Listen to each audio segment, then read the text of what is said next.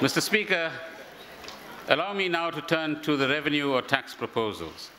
We find ourselves in a challenging period, as I indicated, with revenues lower than expected by probably 16.3 billion rands compared with the estimates at the time of the 2012 budget a year ago.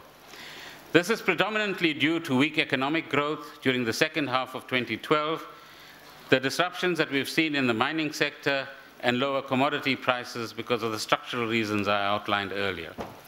Tax revenues are expected to improve over the medium term in line with higher economic growth and the stabilization of key commodity prices. Over the past decade, we have steadily broadened the tax base, both through policy reforms and improved revenue administration. This has made substantial tax relief possible. My predecessor used to be sometimes Father Christmas in February, giving tax breaks to everybody in the years gone by, contributing both to household disposable income and a lower cost of doing business. The main tax proposals for 2013 are as follows. So the good news is there's no tax increases.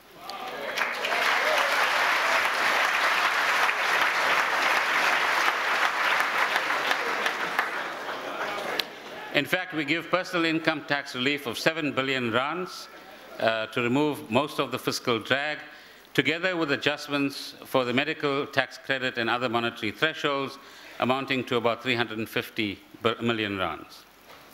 Reforms to the tax treatment of contributions to retirement savings you will find in the details. An employment incentive, as I pointed out, through the tax system, which has to be registered through Parliament because it has to be part of the budget process. Further tax relief for small businesses, including an increase in the monetary tax thresholds applicable for small business corporations. This will give them some relief. An overall increase of 23 cents per litre on fuel levies in April, which includes 8 cents per litre for the Road Accident Fund levy. That's the part you won't like. Increases in excise duties on alcohol and tobacco products of between 5.7% and 10%.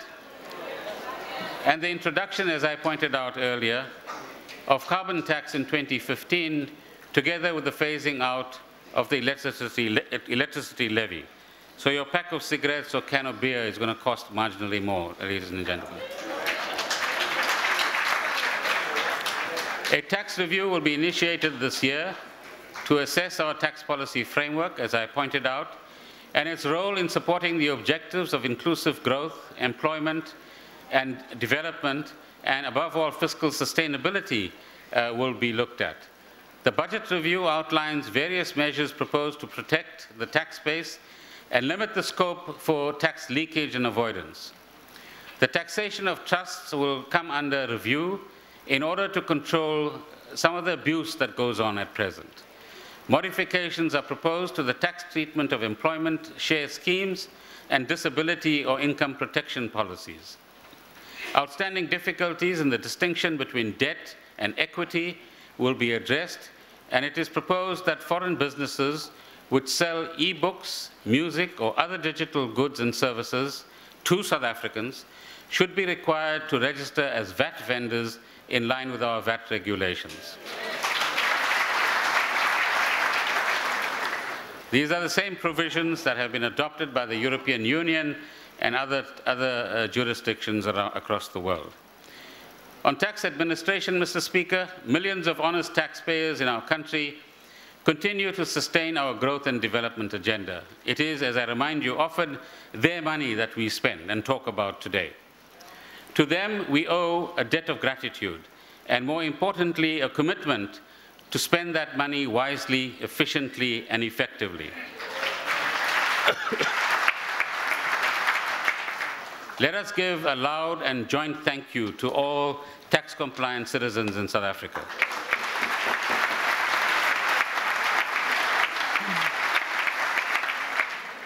Anybody who's feeling guilty about not paying their fair share can see Commissioner Makashula later on.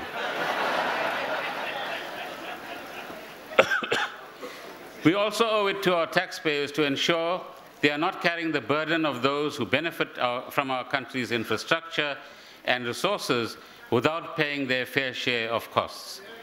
Around the world, taxpayers and their governments are challenging large multinational companies that pay little or no tax in the countries in which they operate and profit from.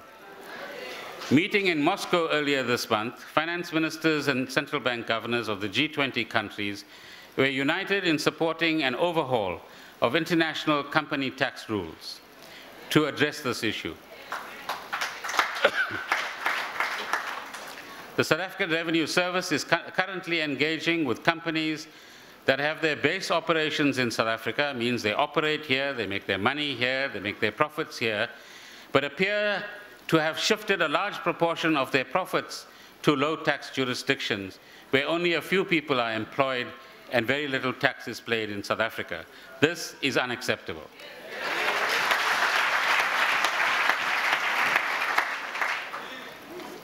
SARS is also pursuing schemes identified under the revised General Anti-Avoidance Rules following several years of painstaking work tracing transactions through multiple jurisdictions and entities.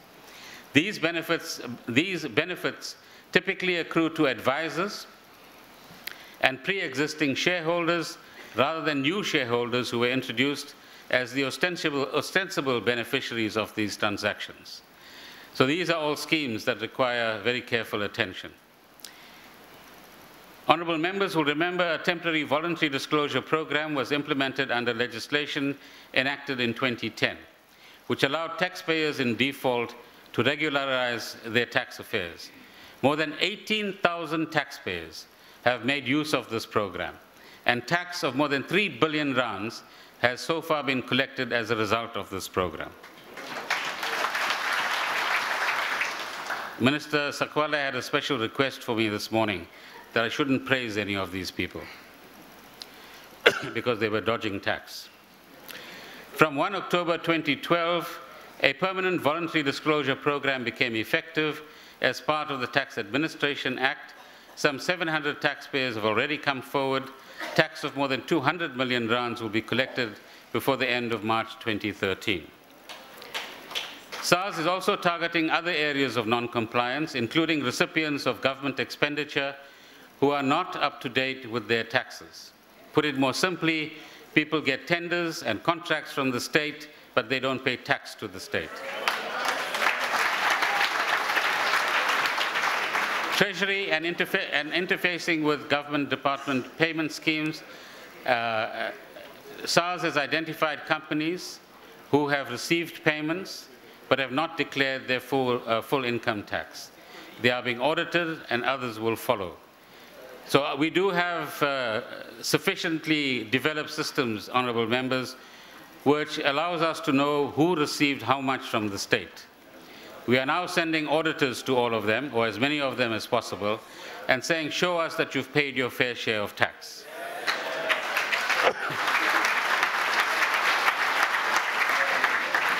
This intervention will be further underpinned by the reform of the tax clearance certificate process, which I announced in October. In the near future, SARS will introduce a single registration process in which companies are able to register once in a simple manner for all tax types and customs activities. On this, we can perhaps consider adding the suggestion by Amanda Hayes, who runs a small business in Cape Town.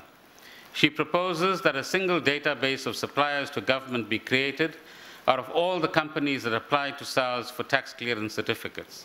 In addition to reducing the burden on small businesses, Amanda says this database will help reduce corruption because of the tighter national oversight over companies who are registered on this database. Thank you for your suggestion.